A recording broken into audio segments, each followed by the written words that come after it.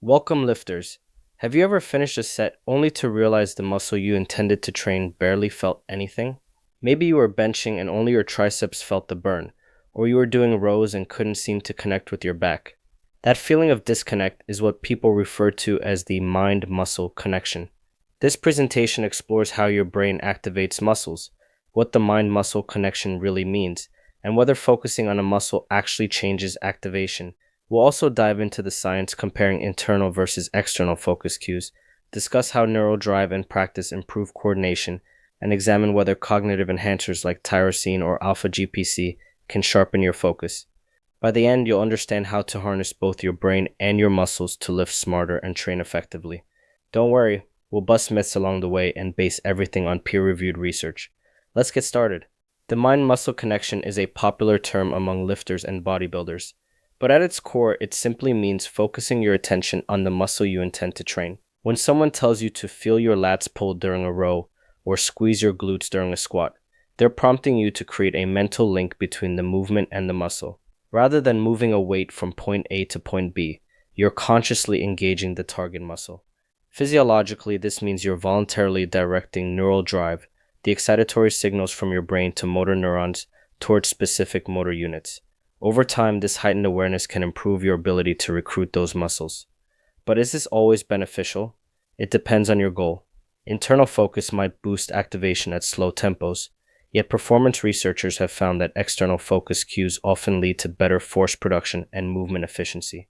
Throughout this talk, we'll unpack the nuances of how intention influences muscle activation and performance. Muscle contractions originate in the brain. When you decide to move, neurons in the motor cortex fire action potentials that travel down the spinal cord. Along the way, these signals synapse onto motor neurons, which act like final common pathways to muscle fibers. Each motor neuron and the fibers it innervates form a motor unit. Larger movements recruit more motor units, while fine movements recruit fewer. Neural drive refers to the rate and synchrony of motor neuron firing. The higher the drive, the greater the force output. Understanding this pathway sets the foundation for why attentional focus and practice can alter muscle activation. Executing a single repetition requires a cascade of neural events. First, the brain formulates an intention to move. Maybe you want to curl a dumbbell. This conscious decision triggers a command from the motor cortex through the corticospinal tract. As the command travels down the spinal cord, motor neurons are recruited in a size-dependent manner.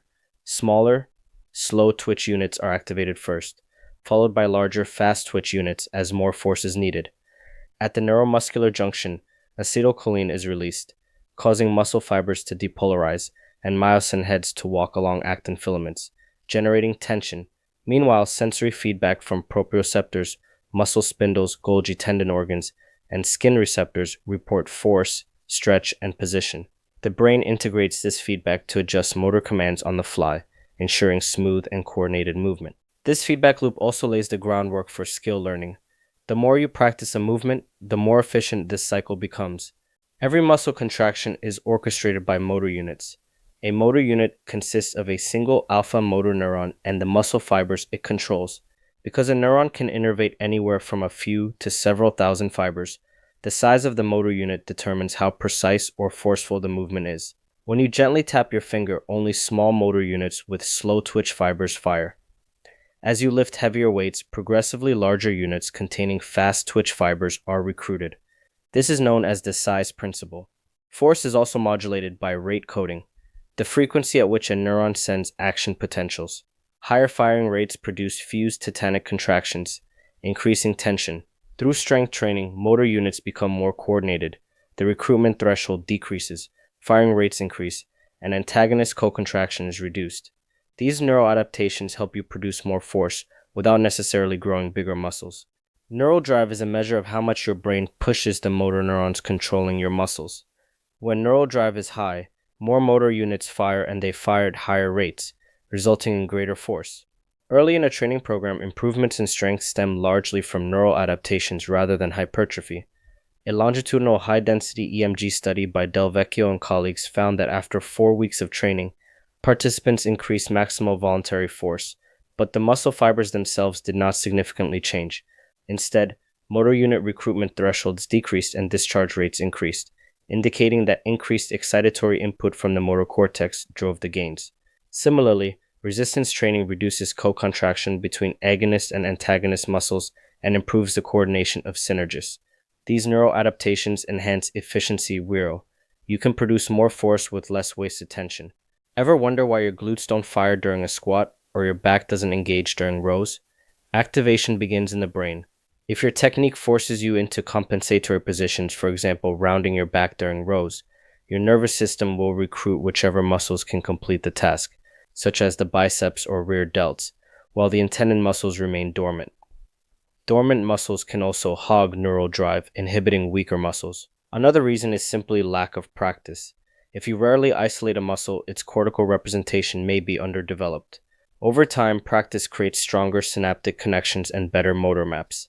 Finally, fatigue and protective reflexes can temporarily inhibit a muscle. Drills that slow down the movement, reduce the load, and encourage internal focus can help you learn how to direct neural drive to under-recruited muscles. An internal focus instructs you to think about the muscle itself. For example, on a bench press, you might be told to imagine your pectorals shortening and squeezing at the top. In the first controlled bench press study comparing attentional focus conditions, researchers observed that both internal and external focus instructions increased mean EMG amplitude across 6 upper body muscles compared with a baseline condition without any specific focus. This suggests that simply paying attention increases activation. Follow-up studies found that internal cues are more effective when the movement tempo is slow and controlled. You have time to consciously contract the target muscle.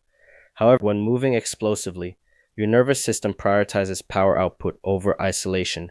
So internal cues have little effect on EMG. Internal focus can be a useful tool for hypertrophy or rehabilitation, but you must weigh its benefits against potential reductions in force.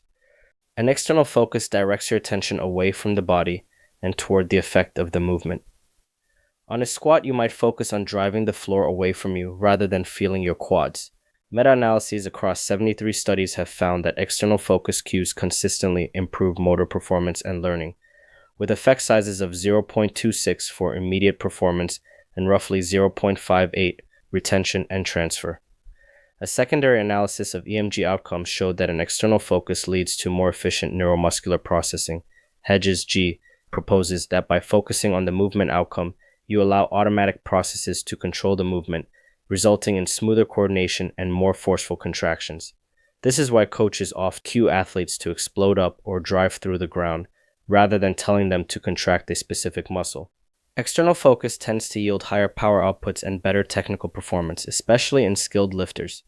To quantify how attentional focus influences muscle activation, Christensen and colleagues asked 21 resistance-trained men to perform bench press sets at 60% of their 3 RM under 3 conditions. No focus cues baseline, an internal focus cue focus on contracting your chest, and an external focus cue push the bar away from you. EMG recordings were taken from 13 muscle sites across the upper and lower body. Both the internal and external focus conditions increased mean EMG amplitude across 6 upper body muscles compared with baseline. Peak EMG amplitude was also higher for 3 muscles. Interestingly, the study found no significant difference between the internal and external conditions. The act of focusing, regardless of direction, was enough to enhance activation. This suggests that deliberate attentional focus can increase neural drive to muscles during submaximal lifts. However, the study did not assess effects on force output or movement speed. A comprehensive meta-analysis by Chua and colleagues aggregated data from 73 studies with over 1,800 participants to compare the effects of internal versus external focus on motor performance. The external focus condition consistently yielded better outcomes, with effect sizes around 0.26 for immediate performance, 0.58 for retention learning, and 0.58 for transfer learning. These are moderate effect sizes, demonstrating a clear advantage for focusing on movement outcomes rather than body parts. In a secondary analysis of 12 studies that included EMG measures, external focus led to greater neuromuscular efficiency, G.83, meaning participants produced the same or greater force with lower muscle activation. This supports the idea that external focus enhances coordination and automaticity by reducing unnecessary co-contraction and optimizing motor unit recruitment. So which focus should you use? Both have merit depending on the situation. An internal focus is valuable when you want to isolate a muscle, correct imbalances, or enhance the mind-muscle connection. It tends to raise EMG amplitude in slow, controlled lifts, making it useful for hypertrophy and rehabilitation. However, because it encourages conscious interference, internal focus can reduce overall force and power output during explosive movements. Conversely, an external focus directs your attention to the outcome, pushing the bar explosively or jumping as high as possible, which improves movement economy, power, and skill learning. External focus cues lead to more automatic control, lower co-contraction, and better long-term retention of motor patterns. In practice, use internal cues when learning new movements or emphasizing hypertrophy, then shift to external cues to maximize performance. Muscle growth and maximal performance share some common mechanisms. They both depend on motor unit recruitment and mechanical tension, but they diverge in key ways. Hypertrophy is driven by mechanical tension, metabolic stress, and muscle damage. To maximize hypertrophy, internal focus cues, slower tempos, and isolation movements can be helpful. Concentrating on the target muscle increases EMG amplitude and metabolic stress, while slower tempos increase time under tension. Conversely, performance goals like strength and power rely on recruiting high-threshold motor units quickly and generating force fast. An external focus helps here as it reduces conscious interference and encourages automatic, explosive movement. Compound lifts such as squats, deadlifts, and bench press are best executed with an external cue, like drive through the floor or push the bar up. Adapting your focus to match your goal, internal for hypertrophy and external for performance, lets you train smarter. One of the goals of training is to become more efficient, to produce more force with less neural cost. As you practice a movement, your brain refines the recruitment pattern. Unnecessary antagonist co-contraction diminishes and synergist muscles coordinate more effectively. In motor unit studies, 4 weeks of strength training reduced recruitment thresholds and increased discharge rates, indicating increased excitatory input to the motor neurons. The muscles become better at generating force, and the nervous system becomes better at delivering that force precisely. This neural efficiency is why experienced lifters often appear smooth and economical even under heavy loads. They've learned to activate just the right muscles at the right time, reducing wasted energy. Skilled athletes can often lift heavier weights with lower EMG amplitude, illustrating how efficiency improves performance. Think of lifting as a skill, like playing a musical instrument. When you first learn to play guitar, your movements are awkward and inefficient. With practice, your fingers move smoothly and automatically. The same is true for resistance exercises. The first few weeks of a strength training program yield rapid gains in force with minimal hypertrophy because your nervous system learns to recruit motor units more effectively and reduce antagonist co-contraction. A high-density EMG study showed that after 4 weeks of training, maximal voluntary force increased alongside a decreased recruitment threshold and increased discharge rate. Training also reduces co-contraction and increases maximal voluntary contraction in young and older individuals. Motor imagery training can even strengthen muscles by stimulating the same neural circuits without moving.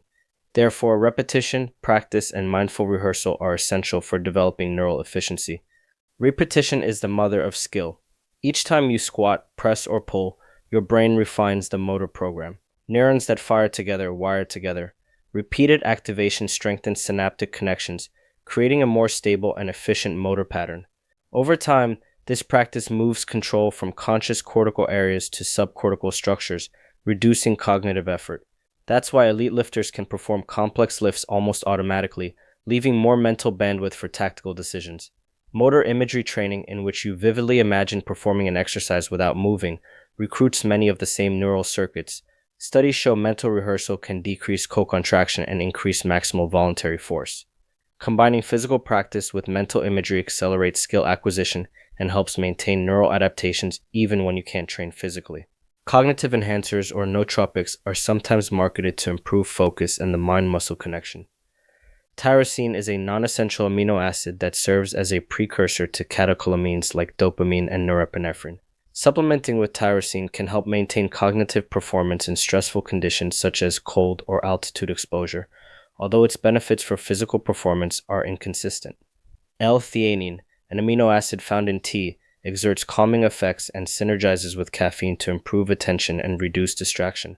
A randomized controlled trial showed that a L-theanine plus caffeine combination improved speed and accuracy on attention-switching tasks, more than caffeine alone. Alpha-GPC, a choline donor, raises acetylcholine levels and may support cognitive function and neuromuscular transmission. A recent study found that 315 630 milligrams doses improve stroke test performance in healthy young men. While these compounds can enhance focus, they are not magic bullets. The mind-muscle connection primarily comes from practicing the skill, refining technique, and tuning your attention. Use nootropics strategically if at all, and always consider safety and dosing guidelines. Your ability to concentrate on a muscle and maintain neural drive during a workout depends on brain chemistry. Dopamine governs motivation and reward. High dopamine levels make you want to engage in effortful tasks and sustain force. Norepinephrine increases alertness and attention. Think of the surge of focus you feel when you approach a heavy lift. Acetylcholine is the primary neurotransmitter at the neuromuscular junction and also plays key roles in cognition. Supplements such as tyrosine and alpha-GPC provide precursors for these neurotransmitters. Caffeine acts primarily as an adenosine receptor antagonist, increasing wakefulness and indirectly raising catecholamine levels. L-theanine modulates glutamate receptors and increases relaxing alpha brainwaves, smoothing caffeine's stimulatory effect. Balanced neurotransmitter production helps you stay engaged, sustain neural drive, and refine motor patterns. However, diet, sleep, and genetics also influence these systems. Supplements are only one piece of the puzzle. It's not either or. Integrate both focus strategies into your training toolbox. When chasing hypertrophy, internal cues help you feel and contract the target muscle, particularly on lighter sets with controlled tempos. When chasing strength or power, adopt an external focus and think about moving the weight quickly and efficiently. You can combine them within a workout. Start with compound lifts using external cues to develop maximum force and skill, then finish with accessory or isolation work using internal cues to bring up weak links. Breathing and mindfulness techniques can enhance your ability to concentrate during sets, while motor imagery can reinforce neural patterns. Remember that the ultimate goal is progression. Use the focus strategy that supports your specific objective for each exercise. You don't have to pick one focus style forever. Many athletes blend cues to harness both activation and performance. At the start of a heavy lift, use external cues to emphasize speed and coordinations. Cues like push the floor away or throw the weight up keep your intent on the outcome. As fatigue sets in, internal cues can help maintain tension and prevent technique breakdown. Think about squeezing the target muscle or driving your elbows to your hips in a row. Some cues incorporate both elements, such as explosively drive the elbows toward your hips. Experiment with different cues during warm-up sets to see which produce the best combination of muscle feel and performance. Adjust your focus based on your goals, movement complexity, and level of fatigue. This presentation delivered several key lessons. First, the mind-muscle connection isn't mystical. It's your conscious ability to direct neural drive to a muscle. Internal cues can enhance EMG activation, especially when the movement is slow and controlled, making them useful for hypertrophy work. Conversely, an external focus leads to superior performance, speed, and skill retention because it allows automatic processes to guide the movement. Both cues can be used strategically based on your goals. Remember, neural adaptations occur before muscles grow. Early strength gains come from decreased recruitment thresholds and increased firing rates, along with reduced co-contraction. Consistent practice and repetition are essential for developing neural efficiency. Cognitive supplements like tyrosine, L-theanine plus caffeine, and alpha-GPC may sharpen focus, but they cannot substitute for mindful training. Ultimately, your brain is the command center. Train it just as deliberately as you train your muscles. Thank you for watching. Remember, your brain governs your muscles. By understanding how neural drive, attentional focus, and practice influence performance, you can tailor your training for greater gains. Let us know in the comments whether you've used internal or external focus cues and how they've worked for you. Don't forget to like and subscribe for more evidence-based videos from Alpha Fitness. See you next time.